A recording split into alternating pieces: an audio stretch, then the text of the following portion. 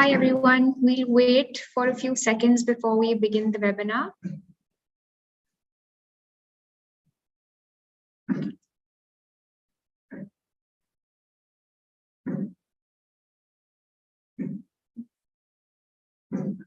Great, I think the participants are coming in. Yeah, I think let's begin in the interest of time. So, hi everyone, I'm Akshata from Will Grow Innovations Foundation, and I'm extremely excited to welcome you all to week 2, Harnessing Capital and Markets for Good at Unconvention 2022, Making It Possible. As you're aware, Unconvention is one of India's largest convening of the social enterprise ecosystem. And this year, we're conducting Unconvention a little differently to enable maximum accessibility. We have planned sessions across the next few weeks based on specific themes. The sessions are designed to open pathways to knowledge, resources, finance, and markets for social entrepreneurs. And not just that, we're also hosting closed-door curated discussions for social entrepreneurs with relevant investors and funders. So we're going to kick off week 2 with our session with Sushant. And before we jump into the session, a few key guidelines for the attendees. Please, all of you, type in your questions into the Q&A box. And we will also allocate the last 15 minutes for your questions to be answered. And apart from that, we're going to be sharing a feedback form with you at the end of the session. You're requested to all fill it out. This is going to help us immensely to gauge your experience and plan our sessions better going forward. So without further ado, I'm going to invite Kritika to take us through the session. Over to you, Kritika. Yes. Hi everyone, I'm Kritika. I work with Will Grow Innovations Foundation, and this session is also being conducted as a part of the COVID Resilience Accelerator Program run by GIZ and Will Grow to support healthcare and agri startups with access to finance and access to market initiatives. So today's session on Unconvention here, we would like to give the startups present here a holistic view on raising debt and equity with more focus on debt financing. And some of the key topics that we'll be covering is the various debt financing options and instruments available to startups, and what are some of the hacks which entrepreneurs should be aware of in order to raise debt successfully. And who are the major debt financing and equity financing companies focusing on agribusiness and healthcare sectors, and what are the common roadblocks that startups in this space generally face while raising equity and debt. And to talk about the same, we have here Mr. Sushant Bhatia, who is the Senior Investment Manager at Caspian Debt, where he leads the portfolio strategy for South India. Sushant helps high impact enterprises with access to customized debt capital and manages the portfolio of enterprises in sectors like healthcare, education, agri, and clean tech. So without further ado, I leave the floor to Mr. Sushant. Over to you, Sushant. Thanks, Akshata. Thanks, Kritika. Am I audible? I just switched from my Wi-Fi to my hotspot, so I fingers crossed it works. Yes. Well, my Wi-Fi was giving me trouble. Okay, thanks for confirming.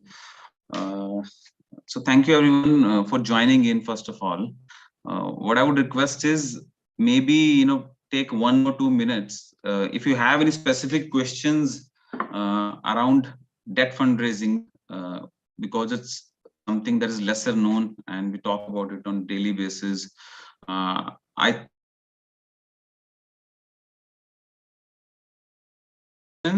I would want to focus more on those during my presentation.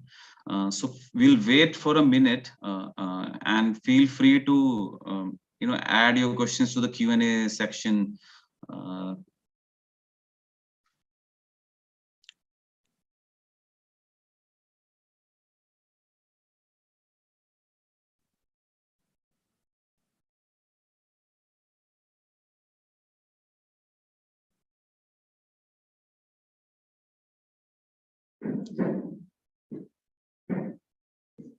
We have one question in. Okay, I'm assuming it means CCD. Yeah, yes. Okay, yeah. everyone requested to please type in your questions into the Q&A chat box. This will help us easier to take all the questions at once.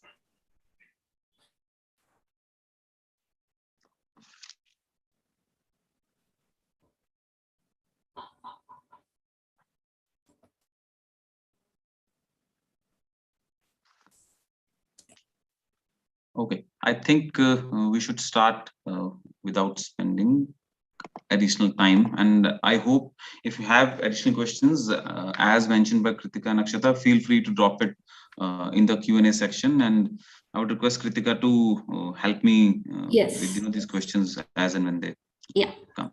Okay. So I'll just share the screen. I have a presentation to guide the discussion. Let me know if it is visible. Yes, we can see screen. Is it visible? Yeah. Okay. So yeah, before talking about debt and equity financing, I'll quickly talk about what we do, what our organization does. We are Caspian. We have a history of 17 years in the impact investing industry. We started investing in 2004-5 through a fund called Bellwether Microfinance Fund. And we launched a second fund called India Financial Inclusion Fund in 2008. These were, again, equity funds. Caspian started its journey through pure equity investment vehicles, but also focused on sectors that were very nascent at that stage. Sectors like microfinance, affordable housing financing, SME financing. So I'm talking about 14 to 18 years back when these were very nascent. Now, of course, these sectors have become mainstream with some contribution from these funds investing in some of the marquee names of today. The third equity fund which Caspian set up called Caspian SME Impact Fund, small fund focused on food and agri and clean energy primarily. So we entered debt in 2013. From 2004 till 2013, Caspian was investing only via equity. And then we realized that there is a demand for debt capital because our own portfolio companies, founders, started asking for capital, that is not dilutive. Many of them had raised one or two rounds of equity. Some of them had already become profitable, and they didn't want to dilute too much of equity. And that's when we did a market study and realized that it's a big gap, and especially in the impact sectors where professionally managed enterprises run by first generation entrepreneurs who do not have sufficient collateral, personal collateral or business collateral to provide, which banks typically ask for. So that was when we did a study and realized it's a big gap there. So then we decided to launch our own NBFC to cater to this need. Without entrepreneurs losing their control, can they raise a capital which can be complementary to equity or even replace equity in some scenarios.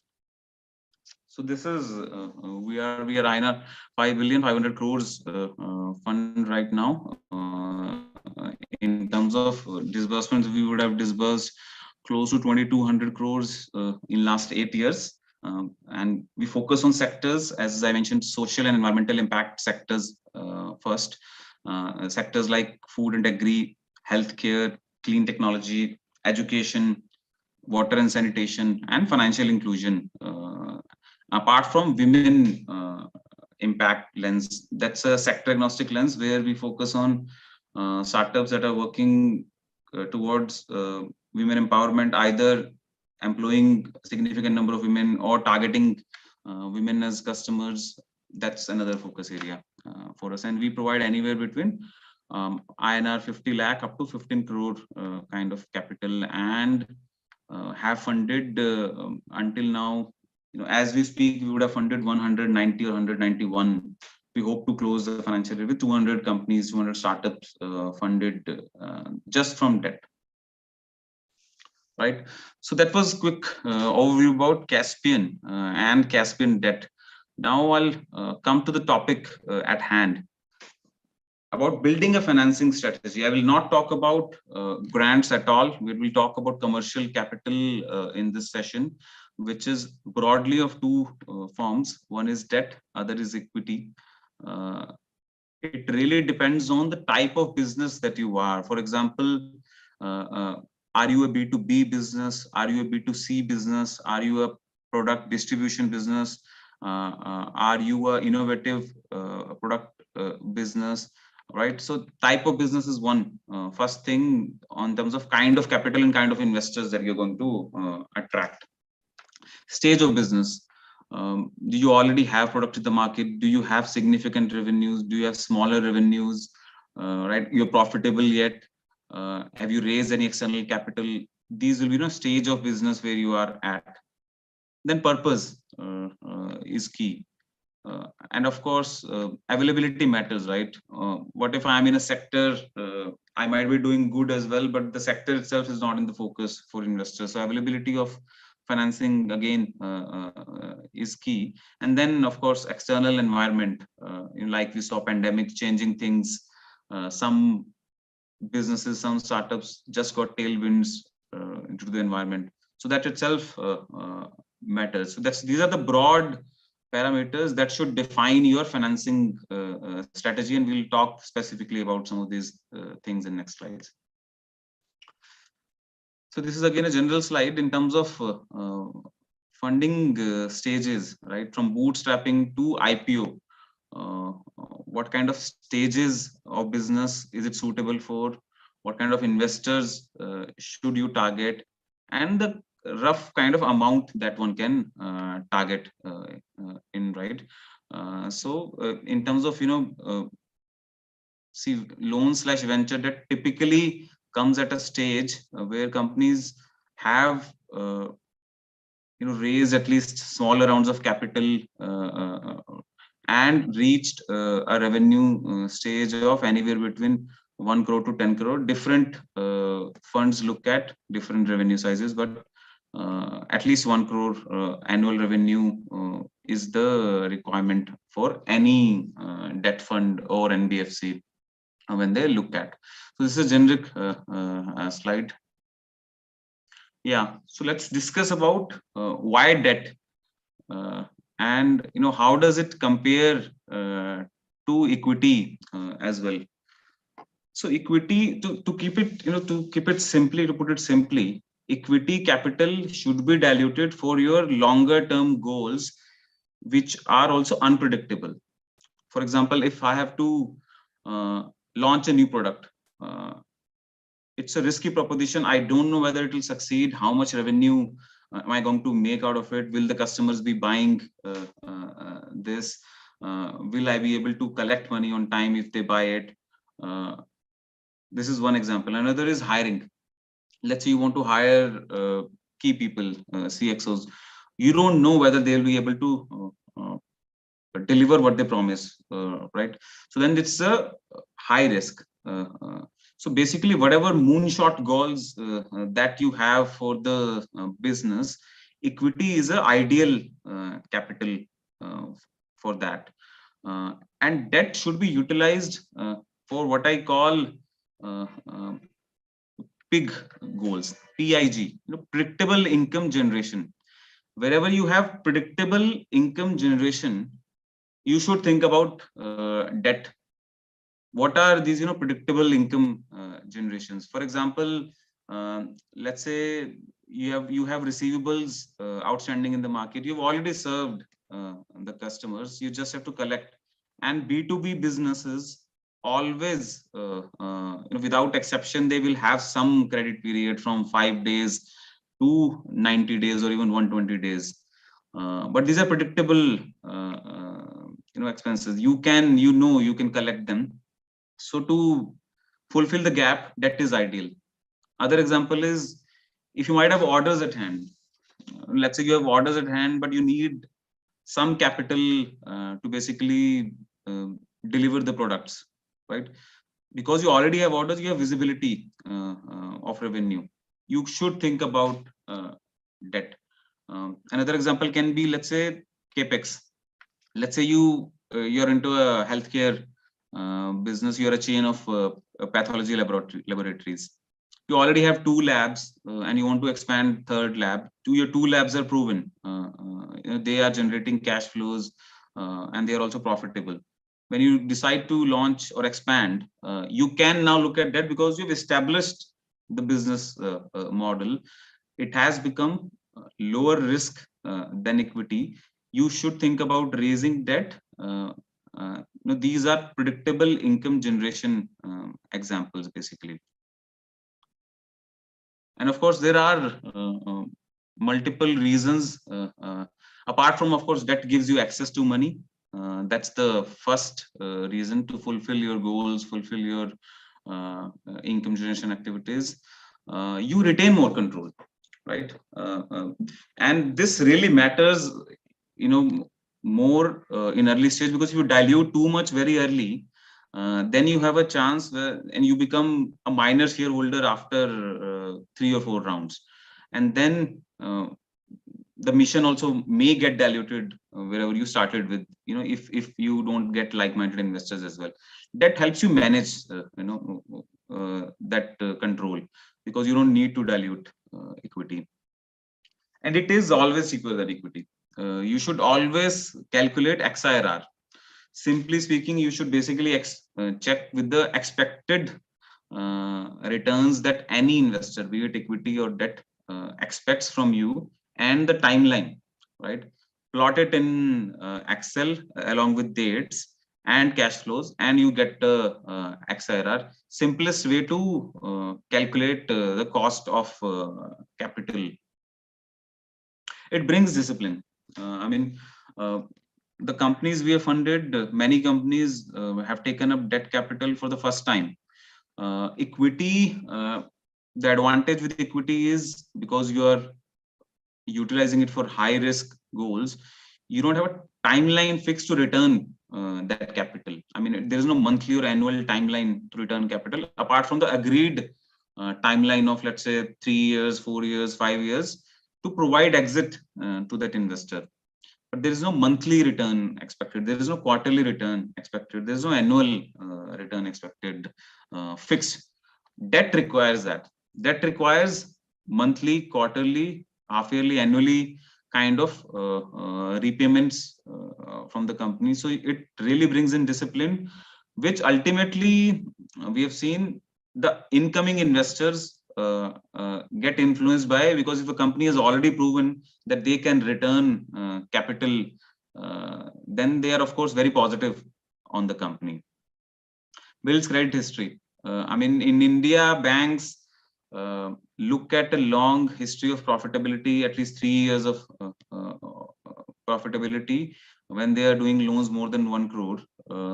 So in long term, in India, banks are ultimately the cheapest source of capital. But having a credit history when you approach a bank is a big plus, right? So that is a big benefit.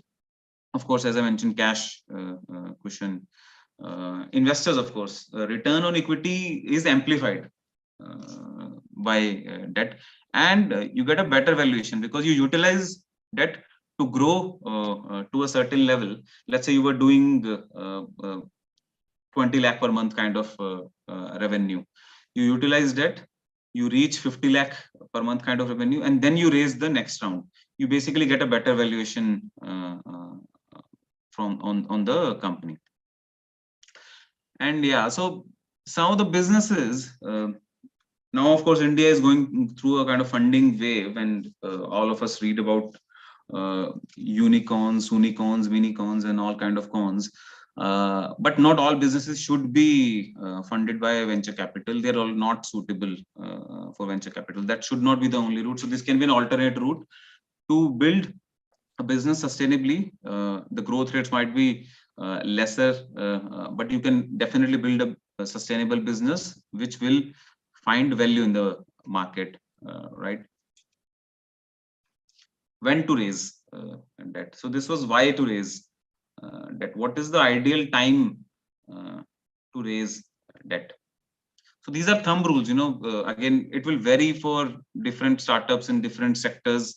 And as I mentioned, right, business nature of the business, it will vary a lot. But there are certain thumb rules that might be applicable almost universally, right? So I'll talk a bit about that.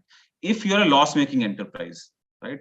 If you're a loss-making enterprise, what should you have, if you want to raise debt? First of all, you have to have growth aspirations, irrespective if you are loss making or profit making. That's true for all of us, right? If you don't have, then of course, why do you even need capital? So growth aspirations on paper, it turns into business plans, right? So you should have at least 12-month kind of plan on what you want to achieve, right, with the capital. Sufficient cash in hand. Debt should not be ideally utilized to manage your cash burn. It becomes very risky otherwise, because what you're trying to do is you're trying to utilize it for long-term plans while your business economics is not yet established. It becomes risky because it needs to be repaid. So that's why 12 months of cash in bank, cash in hand is good. This can come from equity or your accruals if you're profitable, right? Of course, if you're profitable, then there is no burn, right? So then this has to primarily come from equity. So ideally, if you have 12 months at least of cash in hand, then you can think about debt to manage the cost of capital, to basically not dilute too much in future. And one suggestion here is never look for debt when you have basically 1 month of runway or 2 months or 3 months of balance in hand. Nobody is going to fund, right? I mean, the ideal time, it is counterintuitive. The ideal time to raise funds is when you already have funds. This is true for equity capital. This is true for debt capital, because that is the time when you get the best deal, right? So basically, fundamentally, you should not wait for too late, basically until it is too late, right? Third is financial leverage. Now, this is something which basically tells if you already have raised debt, right? And can you service debt? So financial leverage, ideally, debt to net worth is basically share capital plus reserves and surplus of a company. So I'm pointing out some terms because I don't know the audience mix. Some of you might be very early stage. Some of you for sure would have raised 1 or 2 rounds already, right? So that's why I'm clarifying a few terms. This has to be ideally under 0.5. That's a thumb rule. Again, different businesses can have different metrics. This is a thumb rule for us. Visible path to profitability. I mean, until you have positive contribution margin, which covers all your direct costs and variable costs, you should not think actually about debt. Profitable enterprises, right? Growth aspirations is the common part. Financial leverage, when a company is already profitable, it gives confidence to the investor or lender that they can manage even a higher leverage. That's where generally it can go up to 2.0 debt compared to the net worth, right? And as I mentioned, specific requirement, right? You should ideally have a predictable income generation purpose for this. As we discussed, inventory financing for orders in hand, receivable financing for the gap that's there in B2B businesses, or a capex that is part of the business as usual. These are some of the example of predictable income generation. So this is, when you should basically raise debt or think about raising debt. Now this table, again, I'll not go deep into this due to time. Basically, I briefly touched upon it.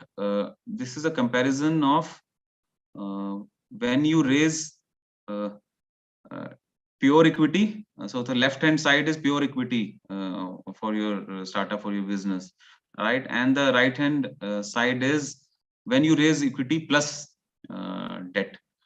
So then what would be your dilution right after year 1, 2, 3, 4, 5? So this is an example. For example, by year 5, promoters holding is 8%. in this scenario. I mean, this is a just a scenario. There can be very different scenarios based on the kind and quantum of capital, of course, that one would want to raise. But in the same scenario, with the same capital need, if you combine it with debt, you can end up having 5% more stake in the company, which can, of course, be very significant because if you've raised already this kind of capital, you already have scale with you. So it has a significant positive impact on valuation because it helps you grow.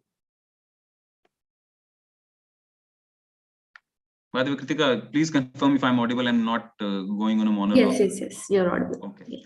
So this is the same thing projected to this graph. Along with the equity, the black line is only valuation when you have raised equity. Equity plus debt will give you this valuation, which will be higher with time.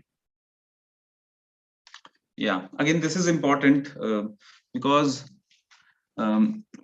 we interact a lot with early stage startups, especially in the impact sector, and we get this question a lot. So again, there are thumb rules on when to not raise debt financing. Basically, that means equity is the better tool at this time. Pre-revenue, right? Pre-revenue, you should not think about raising debt. As I mentioned, debt requires a fixed repayment timing. Pre-revenue is very risky. Pre-revenue, even if you have orders in hand, you might want to raise it, but the banks or other financial institutions or debt funds might not be interested in lending at that time because there is no history. So pre-revenue, or rather I would say pre-cash flow, if you have received collections from customers, only then you can think about raising that.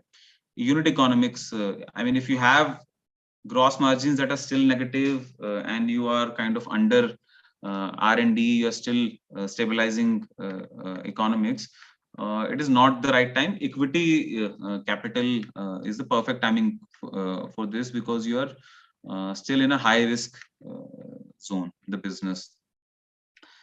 And low cash runway, as we discussed briefly. If you have very low cash runway and you're still making losses, and you think next fundraise is the only way to repay this loan or debt that I'm taking, again, not a great, you might be putting the company in trouble. Even if a lender is willing to put in money at this stage, there are some funds who do that. These are, bridge sort of financings.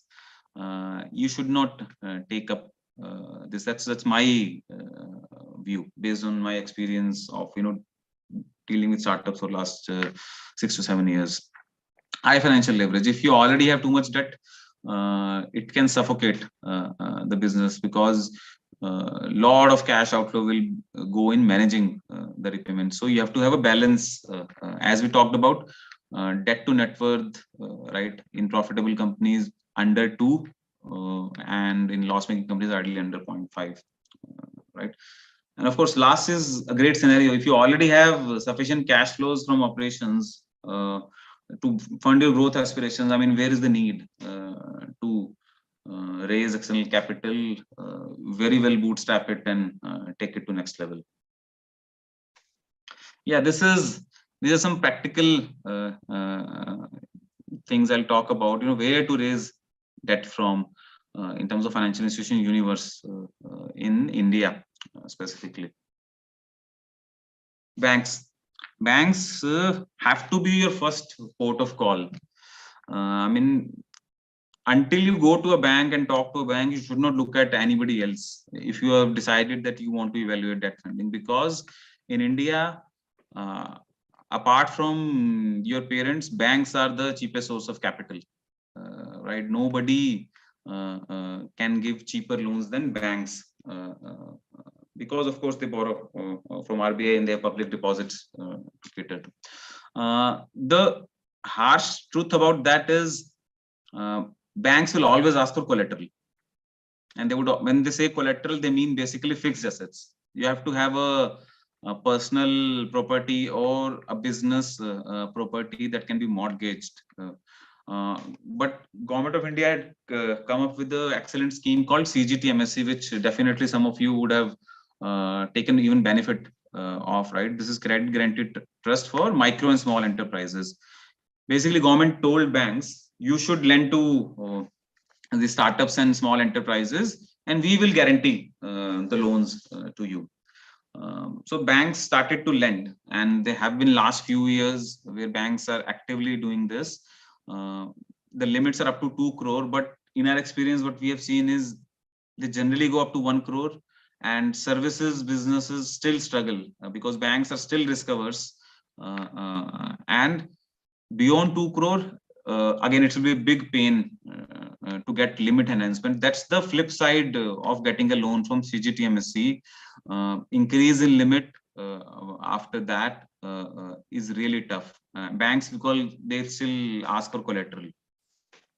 But banks should be the first port of call when you decided. You should talk to 2 banks at least, whoever your bankers may be in terms of current accounts and other purposes.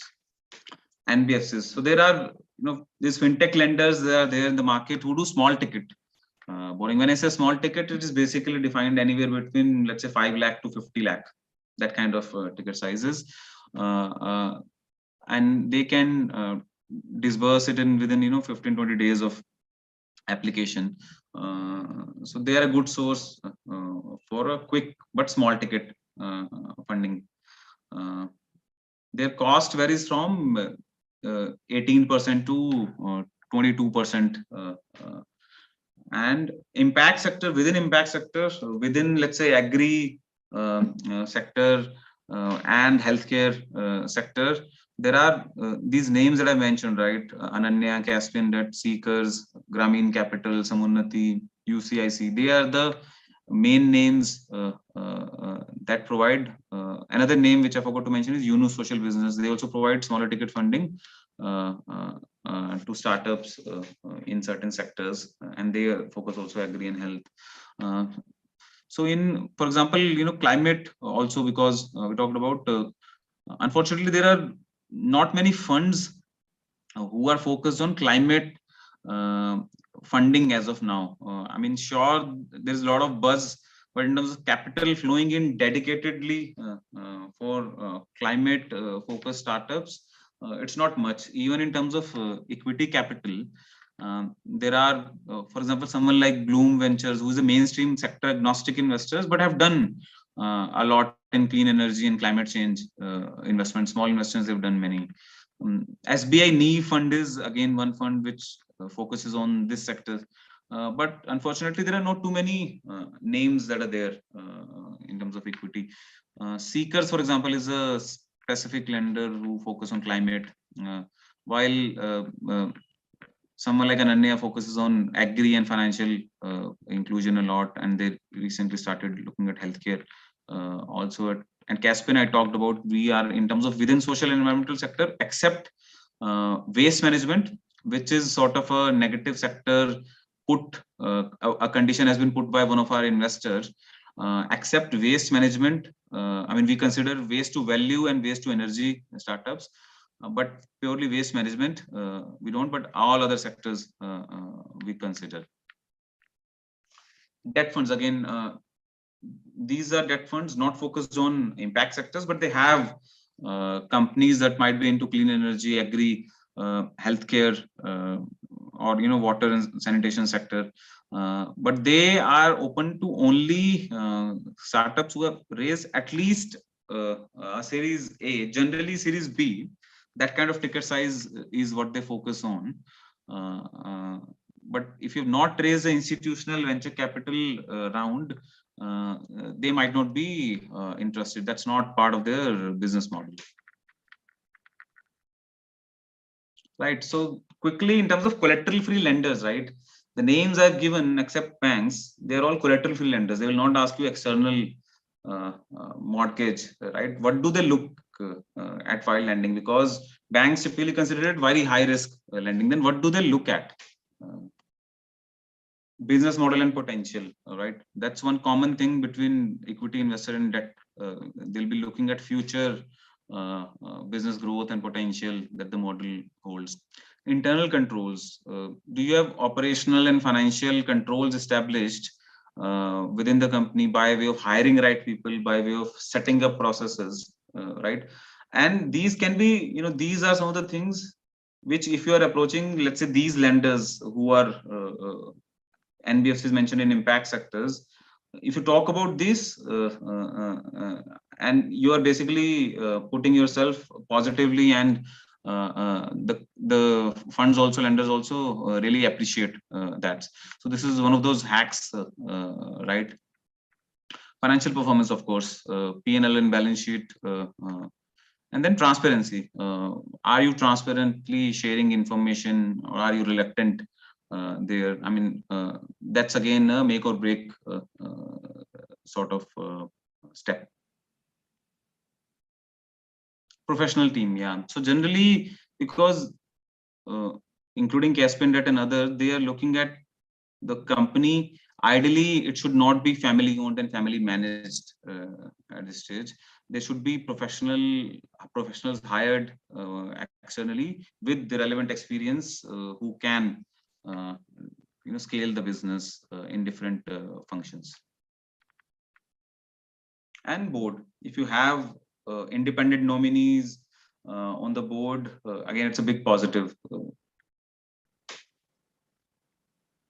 So yeah, some of the examples, couple of examples I thought of quickly touching upon, which we had funded at a relatively early stage. Bharat Rohan, agri-focused startup, right? We had funded them for working capital, for fulfilling their orders at hand. They were able to do that. They were able to grow their revenue, and they're able to even attract capital from other lenders, right? So, and they utilize it basically to fulfill orders at hand. So that's a working capital utilization. iDrishti, again, which the legal name is Disha Medical Services, chain of hospitals, primarily in Karnataka, rural and semi-urban hospitals. We have funded them for capital expenditure, but it required, I mean, they had already set up hospitals, and they required through equity, but they required debt now because they didn't want to dilute too much, and also they required longer term debt because the break-even period or the payback period for a hospital was long. So we gave them a long tenor, kind of 5-year kind of tenor loans. Basically, once we have a credit comfort, we can take those calls to provide customized tenor, customized repayments, right? So these are a couple of examples that we have very closely, because we have funded, we very closely work with. Again, this is one thing which I thought of touching. Some suggestions while raising debt capital. Don't focus on pricing only. People tend to focus on pricing like it's the most important. It is not the most important thing. It may be the second or third most important thing. Even it is true for equity capital. The kind of investors, the kind of people that you get on makes a lot more difference than the valuation that you're getting at, especially in early stages, right? So some of the things that you should talk about while raising debt and with the NBFCs and debt funds is structure. When I say structure, can you do a revolving facility? For example, working capital typically gap are, let's say 5 days to 120 days. Can you give me a facility that can, match this short-term gap, and then when I can draw down again? So structure is very important then, if that's your need. Responsiveness, is the lender, fund, bank hearing you? Are they, getting on a call, discussing things with you? Because typically in our experience, banks don't want to do that because they will fit whatever existing products they have into the startups that they are lending to. So then, are they responsive to your needs? Is it a long-term relationship, right? Or is it a one-time relationship? One-time relationships are okay if you're in an urgency. Otherwise, it's not advisable. TAT, right? If you need, let's say, money in 1 to 2 months, but the process might take 6 months, you might prioritize accordingly. Always talk to multiple funds and lenders. As an equity, never put all eggs in one basket. Compare structure first and then XIRR. I talked about XIRR. Basically, make a schedule where you compare date of repayments and you compare amounts, and then calculate this XIRR in Excel, and then you compare it. That basically gives you a very clean picture. Talk about specific purpose that you're looking to raise funds for the startups, right? What is it that are you looking to fulfill a particular order from a particular customer? Talk about that. Again, transparency, I mentioned earlier as well.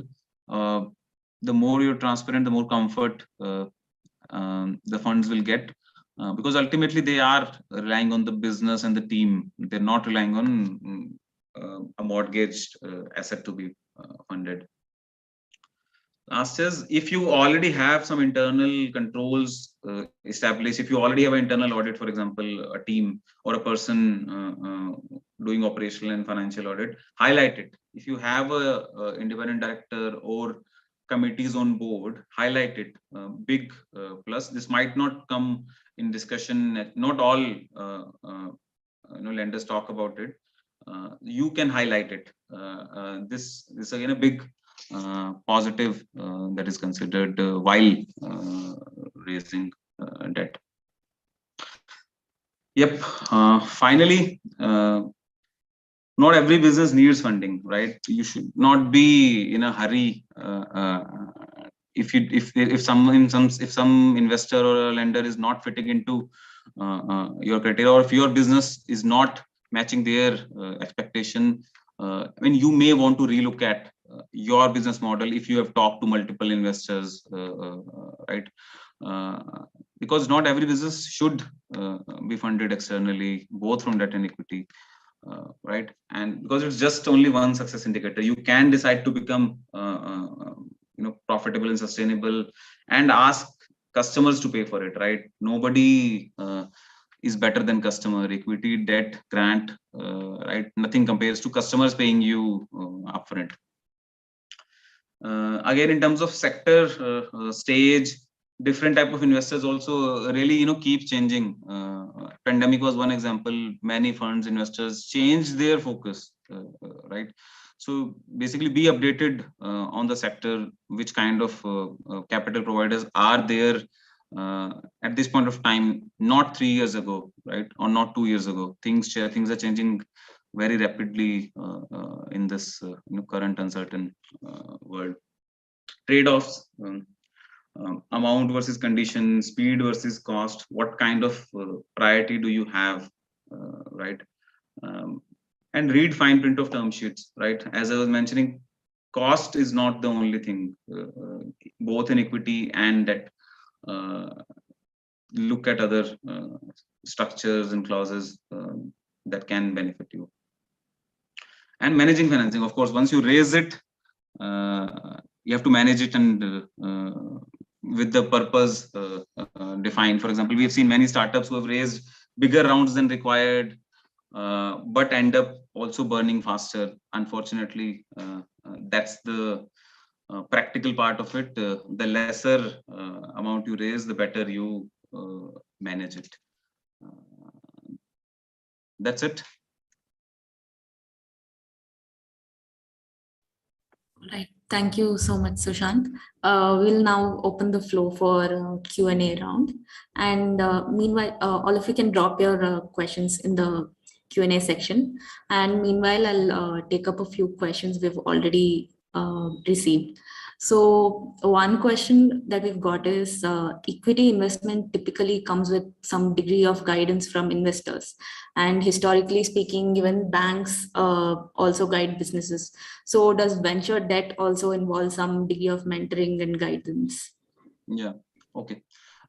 Good question, especially when you're early stage investor. It's linked to how much skin is in the game for an investor in terms of guidance. equity investors have taken the highest level of risk in the company, right? And they are involved, they are much more involved in the businesses through ways like board seats. For example, many of them ask for a board seat or an observer seat, they for guidance purpose. But with also guidance, it comes rights, right? They have rights to take decisions.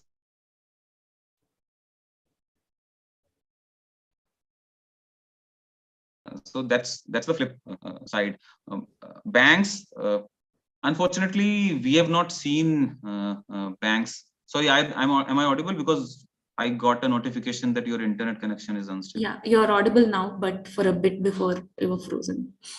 Okay. Sorry, I was talking about equity investors likely to be more involved because they have taken the highest level of risk, especially early stage, angel investors and first people who wrote your first and second check. And they'll take board seat and rights also. So with the advice, there will be rights controlling. Banks, we have not seen much banks guiding businesses. I mean, good to hear if somebody's seen them. But banks typically do not have the bandwidth or resources unless they are a specific sector focused fund that they have within their entity. Generally speaking, especially for early stage funding, the kind of loans that they do not provide any guidance. And the other debt funds and NBFCs, especially within impact sectors, they are sort of a mix because they don't take board seat. In our experience, if you reach out to them, they'll be happy to guide you, happy to connect you. One advantage that you have with sector focused lenders and investors is they will have the network to connect you with the people. Sometimes, for example, many of our companies within our portfolio, most of it agree, they are suppliers or buyers to each other, right? So that's a big value because we kind of track the portfolio on regular basis. We kind of connect them with each other and even to other investors, right? So that's the value add. But we don't any debt fund. When I say we, any debt fund in NBFC, generally 99.9% they will not be taking a board seat or an observer seat in the business. Because that's not there in the business model. They will be managing multiple companies at one time. Hope I answered that question. Yes. So another question that we've got is a company that is looking to fund their new bio project for about 15 crores, 55% of capex and the balance with working capital. It's a 20-month-old startup with early traction. And the question is, what kind of funding should they ideally go for?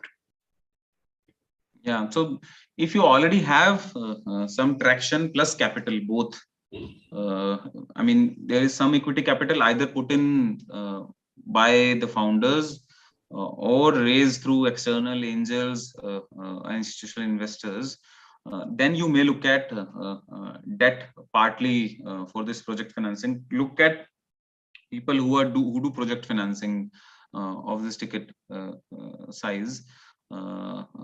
Yes, so if you have traction, short answer, if you have traction, if you've already shown revenues, and if you're close to profitability or profitable, it's a bonus.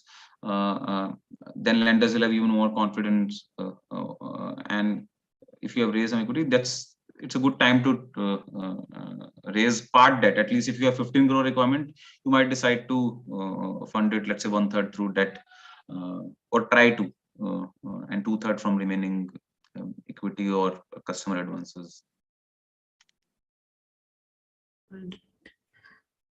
A couple of questions I have for you are, so in case of default, what recourse do lenders in this space generally take? Do they convert debt to equity stake or right to board seat? So how does generally happen? Yeah, excellent question. Thanks for asking, Kritika.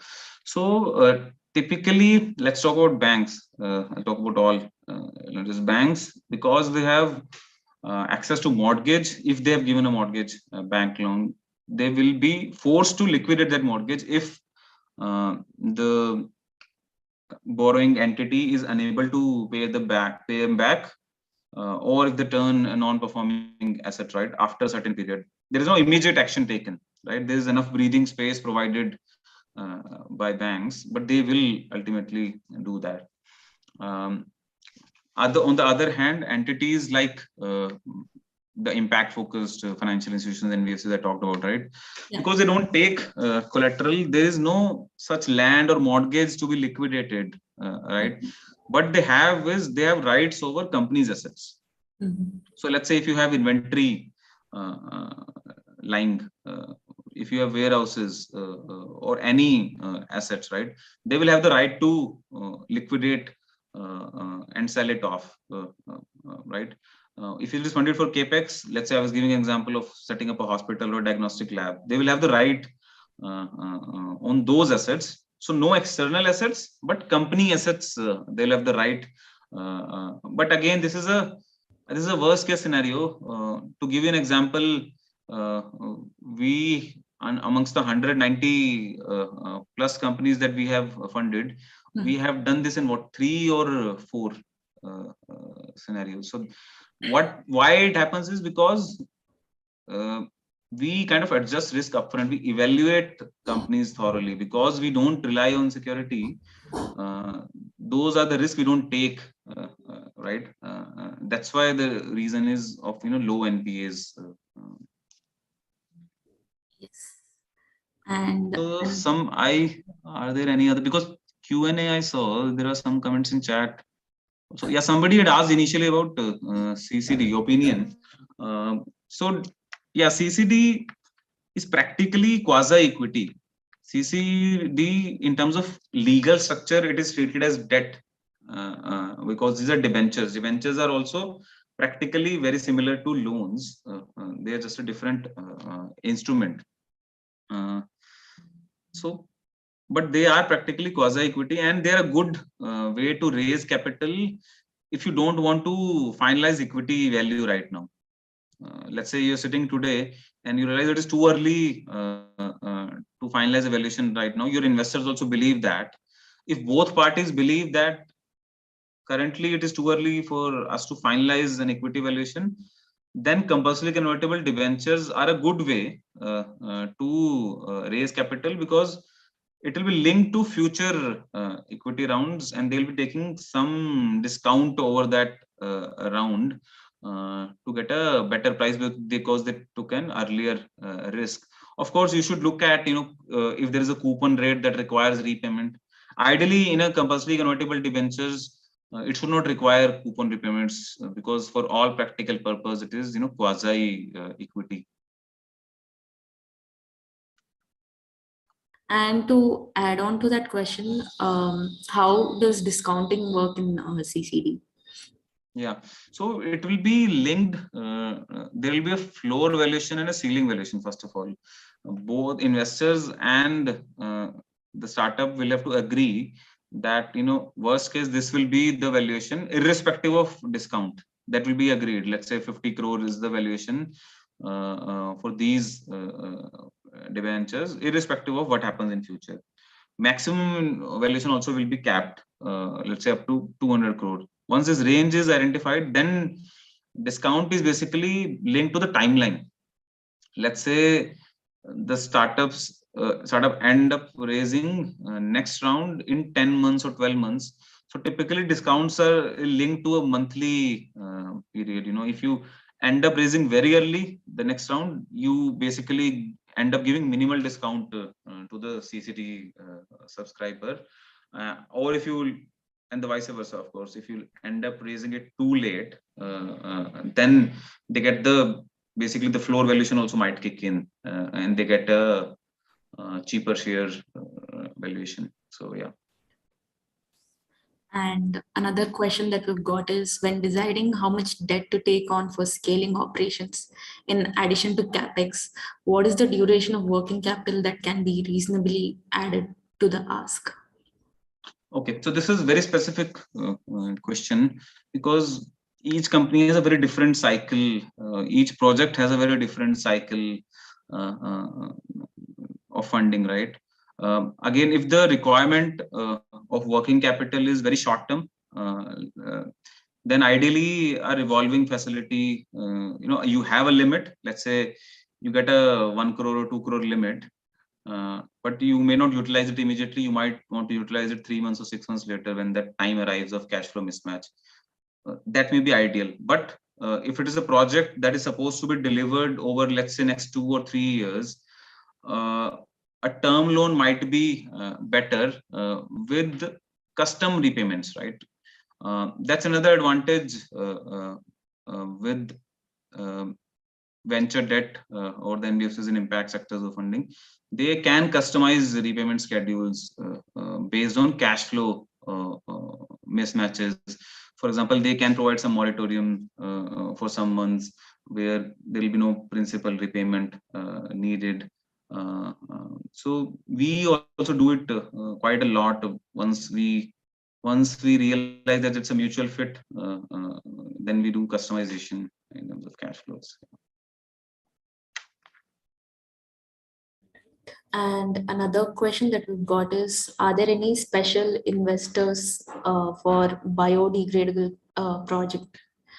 And do normal investors take this up as the return on investment is slow in this case? Yeah. So in such cases, mainstream investors may not be interested. So you should look preferably for sector-focused investors. As I was mentioning, in terms of, for example, SBI NE Fund is one of those equity investors who focuses on such projects. But unfortunately, there are not too many. That's the sort of tricky part, right? And that's where we looked at the sector you are in also might drive the growth, right? Yeah. Do we have any more questions from the audience? Type in the chat box, the Q&A section.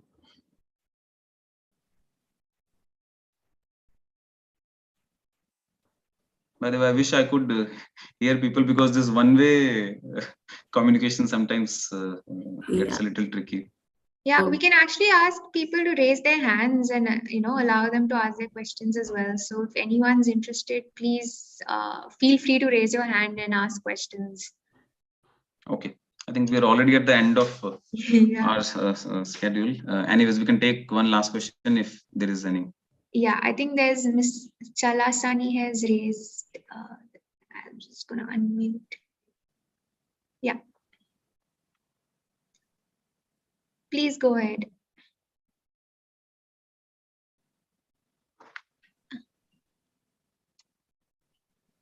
May I speak? Yes. Yes, please. Hello, am I audible? Yes. Sir, I have invented Chalasani turbine, which is a breakthrough in science. It is certified by Professor Somsekhar of IIT Madras. Though our company is registered in 2012, we are not able to raise the seed fund to complete our commercial pilot project. I need minimum of 50 lakhs and 2 crores will be ideal. Within 2 crores, I will be able to complete 2 megawatt project. We have design patent granted in India, China, and United States. It brings phenomenal changes in power generation throughout the world. This is my problem, raising funds, seed fund. Yeah. So I hear you, Mr. Veerbhadra, and you have been at it for so long. I can feel the frustration you might be feeling while doing all the R&D. So at this stage, right, seed capital ultimately, equity or grants can play this role for you.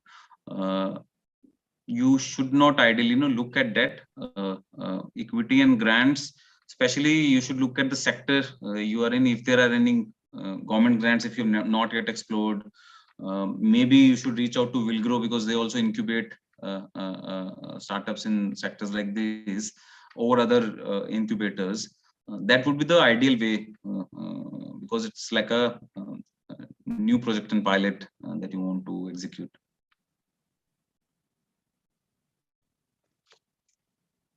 Yes. Okay. Yeah, I think we can close for today as we're already at time. So thank you, Sushant, for coming here today. And like today's session was really insightful, and hope all the attendees here will be taking home a lot of useful information that will go a long way in their financing journey. And everyone do fill the feedback form that will be shared in the chat box. And yes, thank you all for joining today's session. Thank you everyone for joining. Thanks, Kritika, Ali, Akshata. Bye. Thanks, Sushant. Thanks, Thanks, Kritika. everyone. Everyone, you'll find the feedback form at the end of the session. Request to please fill that out. Thank you so much.